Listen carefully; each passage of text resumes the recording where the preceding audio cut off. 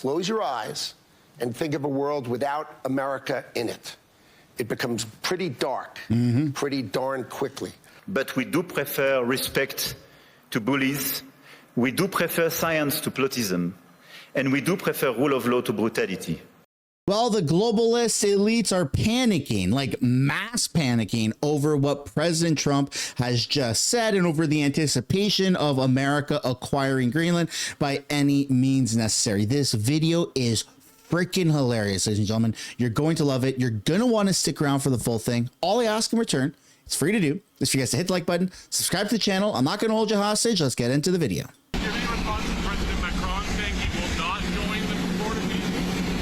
Did he say that? Well, nobody wants him because he's going to be out of office very soon. You know, that's all right.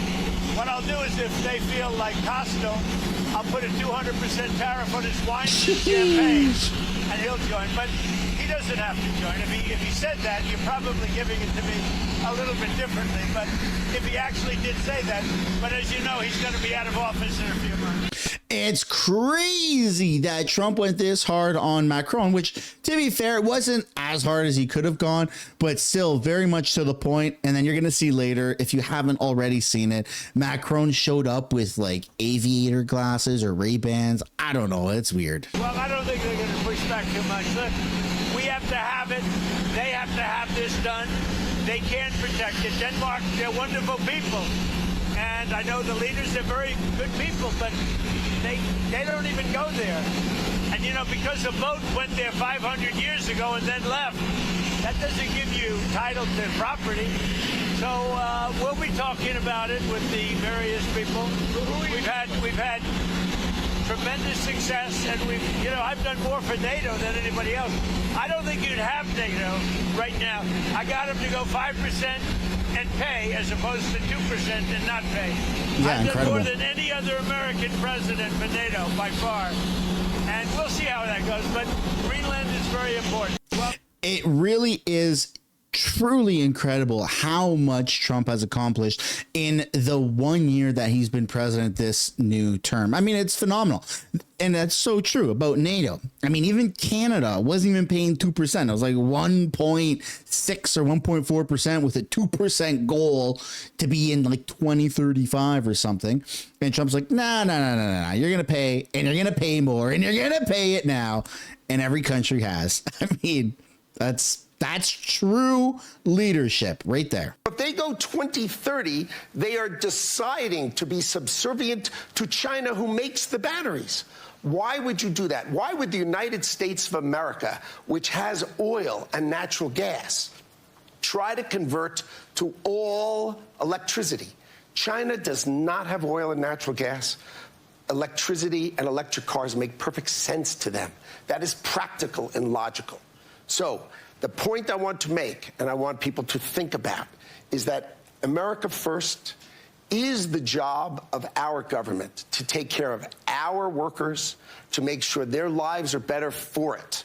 And then don't be America alone, right? But be America first. And I would suggest that policy is something for other countries to deeply consider, to take care of their own, and then we will work out wonderful relationships between us. But I want to point out, when America shines, the world shines. Close your eyes and think of a world without America in it.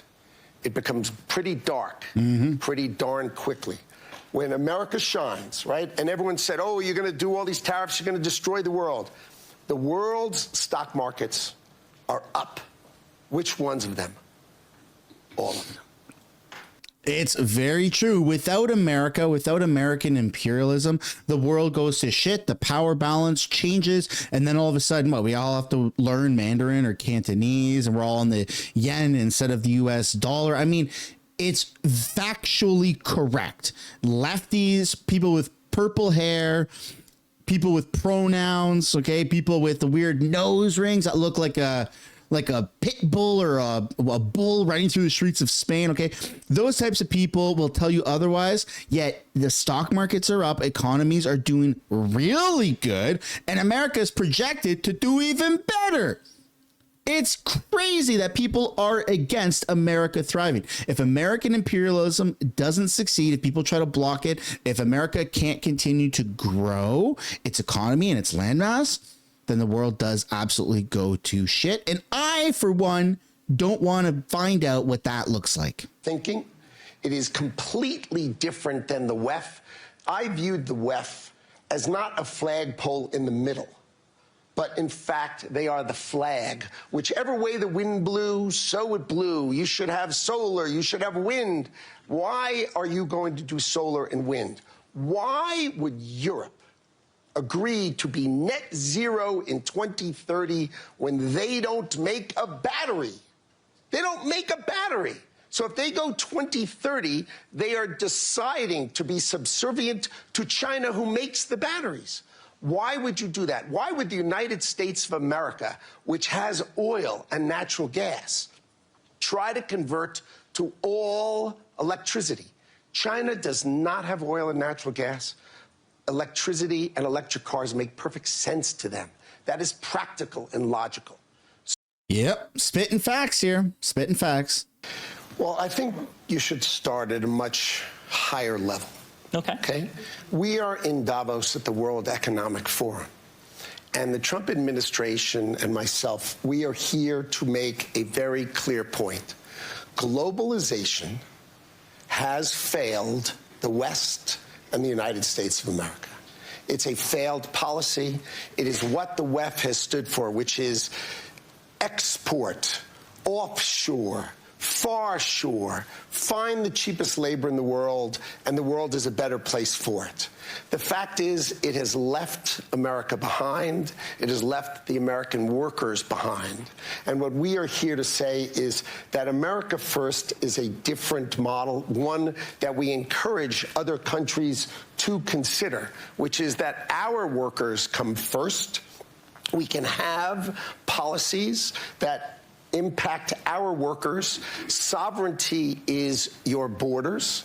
You're entitled to have borders. You shouldn't offshore your medicine. You shouldn't offshore your semiconductors. You shouldn't offshore your entire industrial base and have it be hollowed out beneath you. You should not be dependent.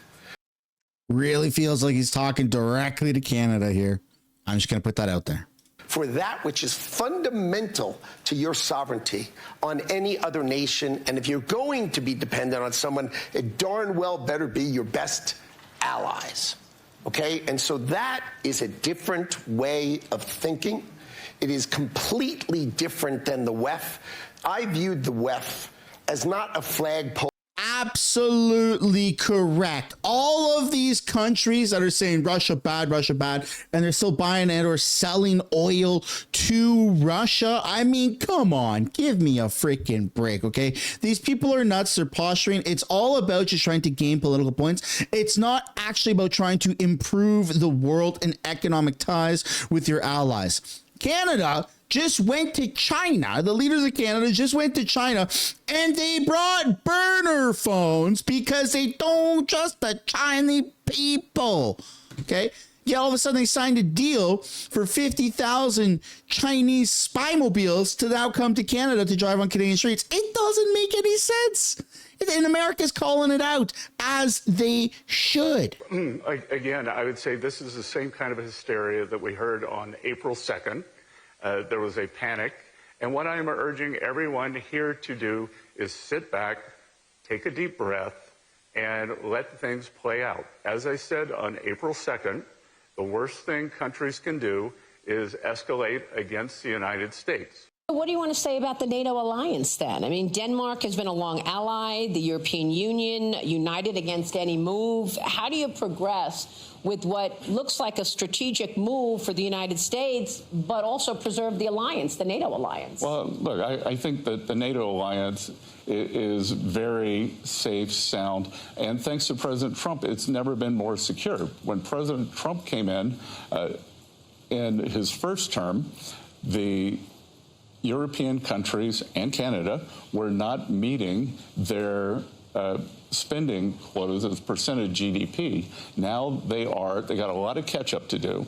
And Maria, to put it in perspective, the United States of America since 1980 has contributed $22 trillion more dollars, or spent $22 trillion more dollars on defense than all of NATO. So roughly the same size population, and we have spent $22 trillion more. That is 2/3 of our outstanding government debt. The Europeans have been spending the money on social welfare, on roads, on education, and it's time for them to pay more, which they've agreed to do. Yep. Couldn't have said it better myself. We have Europe buying Russian oil still 4 years later. They are financing the war against themselves. India started buying Russian oil after the conflict began, but President Trump put a 25% tariff on them, and India has geared down and has stopped buying Russian oil. And then 3, China is a very large buyer of Russian oil, as they are of Iranian oil, as they were of Venezuelan oil. But guess what, Maria? No more Venezuelan oil for them. And that's how it's done, ladies and gentlemen. You don't go up against the United States and expect to win. How do you justify taking over a country when, in fact, Denmark and Greenland have said they are not interested? Well, Maria, I think the president has a very strong view on Western Hemisphere security and believes that the U.S. should not outsource our national security.